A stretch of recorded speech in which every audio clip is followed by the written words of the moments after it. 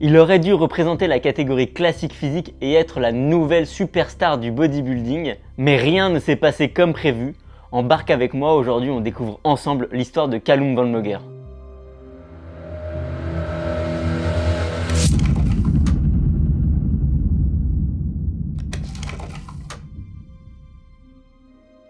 Callum naît le 9 juin 1990 à Victoria, en Australie. Durant son enfance, il grandit dans une ferme avec ses frères et sœurs, et là-bas, il cultive principalement des fruits et des légumes. C'est dans cet environnement qu'il a appris les bases de la nutrition, le mental, la discipline, parce que dès son jeune âge, il a dû travailler avec la famille. Poussé par son grand frère, il découvre la musculation jeune, très jeune même, parce que la plupart d'entre nous l'ont découvert vers 16, 17, 18 ans. Non, Callum rentre pour la première fois dans une salle de sport à l'âge de 14 ans. Très rapidement, il va tomber amoureux de la musculation et même du bodybuilding. Voici la toute première photo que j'ai pu retrouver de Callum. D'après mes informations sur cette photo, il a environ 18 ans et son physique commence très légèrement à se développer. Avançons directement en 2010. Il a 20 ans et il participe à sa première compétition de bodybuilding. Cette compétition, c'est l'ANB. C'est une compétition naturelle et encore aujourd'hui, Callum affirme qu'il était naturel à cette époque-là. C'est un élément assez important parce que ça nous permet de voir jusqu'à quel niveau il a pu aller naturellement avant de commencer à prendre des produits. 2010, c'est effectivement le début de sa carrière dans le monde du bodybuilding, mais c'est uniquement en 2011 où il va commencer à enchaîner les compétitions et à se faire plus ou moins un nom sur la scène locale. En 2011, il remporte par exemple les championnats internationaux juniors à Melbourne et la WFF Junior Mister Univers à Baden en Autriche. Mister Univers, c'est une compétition qui a énormément de signification pour Callum parce que c'est là que son plus grand idole a concouru durant des années. Je parle évidemment d'Arnold Schwarzenegger. Globalement, même si sa carrière dans le bodybuilding ne débute pas trop mal, c'est plutôt sur les réseaux sociaux que Callum va commencer à se faire réellement connaître. Pour ceux qui ne le connaissent pas, Callum, c'est quelqu'un d'extrêmement charismatique, drôle et attachant. Et ça, c'est des caractéristiques qu'on pourrait également m'imputer. Donc je me sens extrêmement connecté à Callum. Plus sérieusement, les gens s'attachent très rapidement à lui et voient en lui un modèle, une inspiration. En réalité, le contenu YouTube musculation qu'on consomme aujourd'hui est très inspiré de ce que Callum faisait déjà en 2015 sur YouTube. En gros, t'as un mec archi musclé avec de la musique énervée qui pousse des poids super lourds et qui fait des vannes comme s'il avait 14 ans. Et accessoirement, il y a des voitures et des meufs.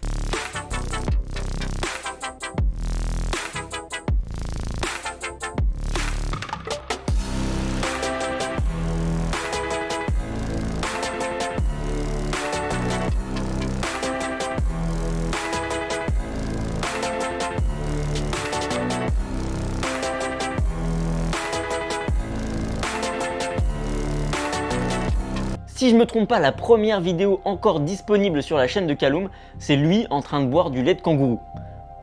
Voilà, j'en dis pas plus. Alright, so we've got some kangaroo milk here. We've just got a refill from these guys over here. Mais revenons sur le bodybuilding. Callum est une star des réseaux sociaux, mais il continue évidemment en parallèle à concourir sur des scènes de bodybuilding. Et globalement, il se classe toujours extrêmement bien. En 2014, il remporte le Mister Univers WFF en amateur.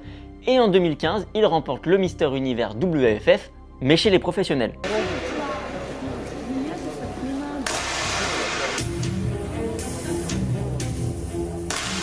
Alors il y en a beaucoup qui vont demander « Et Mister Olympia, quand est-ce qu'il se qualifie? Pourquoi il n'est pas qualifié? Et Mister Olympia ?» Alors, il faut comprendre que dans le bodybuilding, il existe différentes fédérations. La WFF est une autre fédération que l'IFBB. Et c'est dans l'IFBB qu'il existe le Mister Olympia. L'IFBB, c'est la fédération la plus prestigieuse dans le bodybuilding, mais ce n'est pas la seule. Et ce qu'il faut comprendre, c'est qu'à ce moment-là, Callum n'est pas dans cette fédération, il n'est pas à l'IFBB. Mais alors, pourquoi Callum il est à la WFF? La WFF, c'est une fédération qui est extrêmement populaire en Australie. Et ça tombe bien, Callum, il est australien. Donc en 2015, Callum il est connu pour son physique, pour ses résultats dans le bodybuilding, pour ses réseaux sociaux, mais malheureusement, il ne s'est jamais confronté aux meilleurs bodybuilders de la planète, qui sont, je le redis encore une fois, à l'IFBB. 2016, c'est une année hyper importante pour le bodybuilding, simplement parce qu'il y a l'introduction de la catégorie classique physique à Mister Olympia. Et Callum, lui, il a toujours concouru en classique physique. J'imagine que c'est cette introduction qui va le pousser à rejoindre la NPC, donc c'est-à-dire la fédération amateur rattachée à l'IFBB, qui est la partie professionnelle. C'est donc en 2016 que que Callum fera sa première compétition en NPC. Il a une ambition claire qu'il affiche sur ses réseaux sociaux et sur YouTube à travers des vlogs. Il veut se qualifier à Mister Olympia. Il veut faire partie des meilleurs, il veut affronter les meilleurs. C'est une période passionnante que tu peux encore retrouver aujourd'hui sur YouTube. T'as juste à taper Callum Road to Olympia. Encore une fois, les débuts sont prometteurs parce que directement, il remporte sa première compétition amateur. Tous les yeux sont braqués sur lui. On va enfin pouvoir voir si la star d'internet est capable de remporter des titres face aux meilleurs. Tout réussit à Callum Van Moger. Il fait des vidéos avec les plus grandes stars du bodybuilding. Il gagne ses compétitions. Et en plus, maintenant, il est appelé à jouer dans un film. On lui propose le rôle de Arnold Schwarzenegger dans le film Bigger. My name is Joe Wheeler. How would you like to be the face of bodybuilding? I am training you to be the best in the world. Are you nuts? Are you? What you do not realize is... Je sais pas si t'as entendu parler de ce film, mais globalement, si on fait une petite aparté, il a pas si bien marché, on n'en a pas tant entendu parler et il est difficile à trouver encore aujourd'hui sur internet. Pour Callum, à ce moment-là, ça reste une énorme victoire.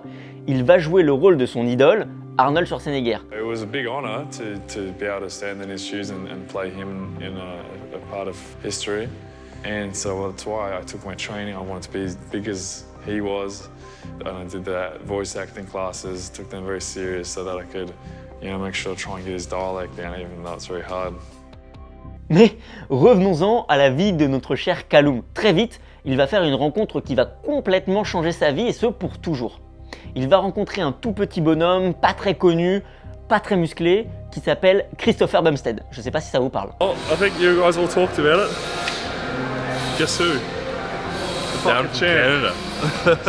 À ce moment-là, réellement, c'est pour de vrai. Chris Bumstead, à ce moment-là, il est pas connu. Ensemble, ils vont enchaîner les vidéos au Gold Gym à Los Angeles, des Q&A, des entraînements. Je pense que je l'ai pas assez dit dans la vidéo et je pense que beaucoup ne l'ont pas encore assez compris. Dans sa tête, Callum, c'est un fou furieux. Regardez ces vidéos, je ne déconne pas avec ça. L'expression « il croque la vie à pleines dents » lui correspond parfaitement. Sur ces vidéos, on peut le voir sauter d'un toit d'une maison, atterrir dans une piscine,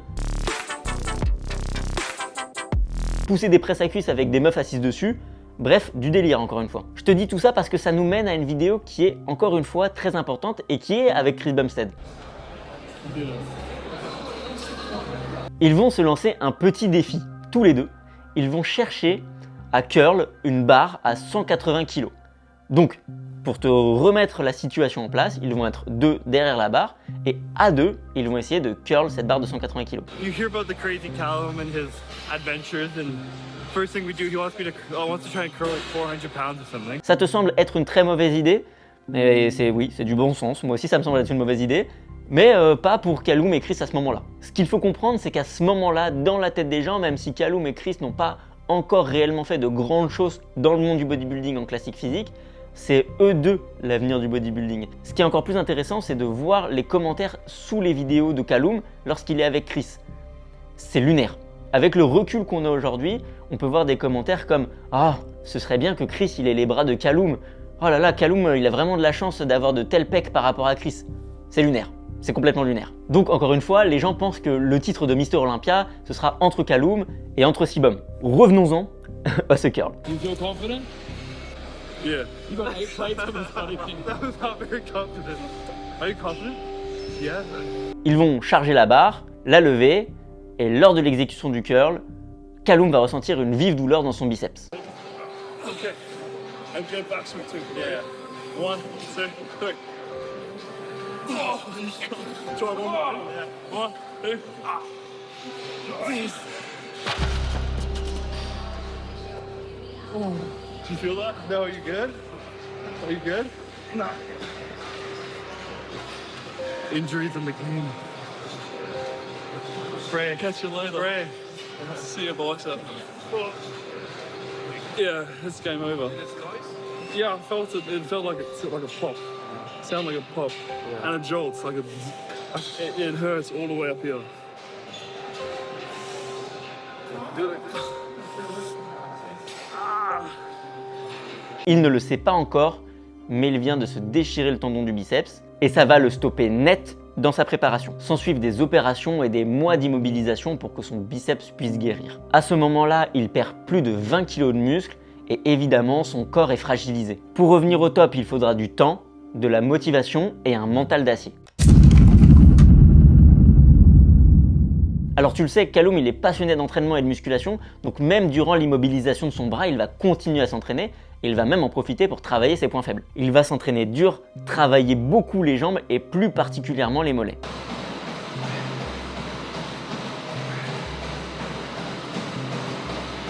I feel so skinny. I feel like I've lost a lot of weight already.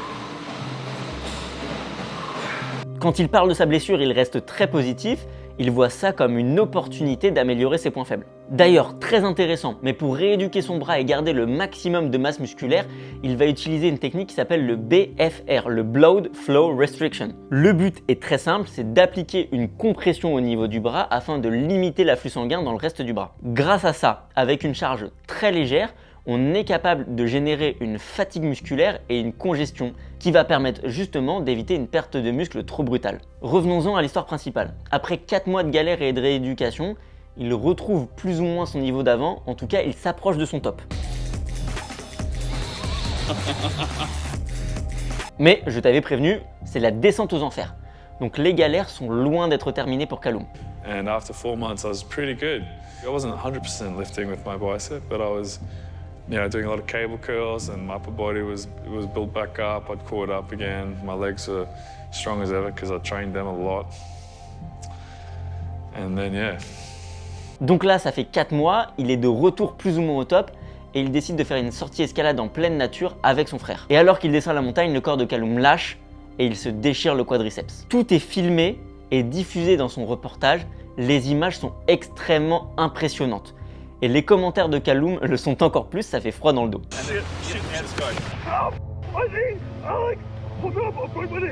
I remember I was hanging upside down with my leg torn in half and wrapped around the rope. Malheureusement pour lui, sa blessure va l'empêcher de s'entraîner le bas du corps pendant plus de 3 mois. Même en étant la personne la plus positive du monde, cet enchaînement de blessures va le couper dans son élan et le briser mentalement. Pour beaucoup, l'histoire s'arrête là car c'est fin 2018 que s'arrête le documentaire sur Callum qui s'appelle Callum Unbroken et que je vous invite à regarder parce qu'il est extrêmement intéressant. On en apprend beaucoup sur sa vie. Mais en réalité, l'histoire continue et elle est encore passionnante. Je sais, la vidéo est géniale, mais je dois l'interrompre pendant moins de 2 minutes pour parler d'un événement qui arrive dans moins d'un mois. Le 22 juin, la NPC organise une compétition de bodybuilding naturel à Izoard dans le Puy-de-Dôme. Laisse-moi t'expliquer pourquoi c'est un événement qu'il ne faut pas manquer. C'est une compétition régionale, ça veut dire que tout le monde peut participer à cette compétition tant que vous êtes naturel. Si tu débutes le bodybuilding et que tu veux te confronter aux autres physiques français ou européens, c'est le moment. Si tu es passionné de bodybuilding et que tu veux venir voir à quoi ressemblent les physiques naturels, c'est également le moment. Parler, assister et participer à ce type d'événement en France, ça aide grandement au développement du bodybuilding, donc on compte sur toi pour donner un maximum de force à cette compétition. Si tu es intéressé pour participer ou simplement venir la regarder, toutes les informations sont dans la description, tu as juste à cliquer sur le lien et tu en sauras beaucoup plus. Durant l'année 2019, Callum n'a plus de blessures et il s'efforce de retrouver son meilleur niveau, mais comme tu t'en doutes, en 2 ans, il a pris énormément de retard sur le reste de la catégorie classique physique. Pour faire un parallèle, en 2019, c'est à ce moment-là que Chris Bumstead remporte son premier titre de Mister Olympia. C'est en 2020 que Callum fait son grand retour sur la scène bodybuilding. À ce moment-là, il n'est même pas encore pro dans la fédération IFBB et Chris Bumstead va déjà remporter son 2e titre de Mister Olympia. Pour son retour, Callum remporte sa compétition et par la même occasion sa carte pro. Mais même à ce moment-là, il ne fait pas l'unanimité parce que les gens sont assez critiques envers son physique. Globalement, les gens lui reprochent de ne pas être au niveau et de ne pas mériter sa carte pro. Évidemment, on est très loin de l'époque où tout le monde le voyait Mister Olympia. Ses blessures ont laissé des marques en termes de symétrie. Et puis, globalement, je te le disais, il a pris énormément de retard sur le reste de la catégorie. Quand je parlais de descente aux enfers, je ne parlais pas uniquement de blessures et de sport, malheureusement. En 2022, une news secoue le monde du bodybuilding. Callum chute à travers une fenêtre et tombe du 2e étage. Il se retrouve à l'hôpital à lutter pour sa vie et doit subir une opération de la colonne vertébrale. Il partagera sur ses réseaux sociaux des photos de son corps abîmé par l'accident. Quelques mois plus tard, il sortira une vidéo YouTube dans laquelle il explique souffrir d'anxiété, de dépression, et ce depuis plusieurs années. So I'm changed and I'm still accepting this how I am today. And, I know that I'm not going to be who I once was. Et encore, j'ai dû enlever des choses de sa vie parce qu'il a vécu vraiment plein de malheurs. On a un de ses frères qui s'est suicidé, son chien est mort et sa maison a brûlé. Donc globalement, ça aurait pas été extrêmement joyeux. Aujourd'hui, Callum utilise son influence pour motiver, aider et tirer sa communauté vers le haut. Il continue de se donner à 200% à la salle pour être chaque jour un peu meilleur. Je t'invite à aller le suivre parce qu'il dégage vraiment des ondes super positives. En tout cas, nous, on continuera à le suivre et à te tenir informé sur son actualité. Si tu aimes ce type de vidéo, n'hésite pas à commenter un biceps, à la liker et à la partager à ton meilleur pote. N'hésite pas à nous dire quel athlète on devrait traiter prochainement. Et sur ce, nous on se retrouve très bientôt. À la prochaine!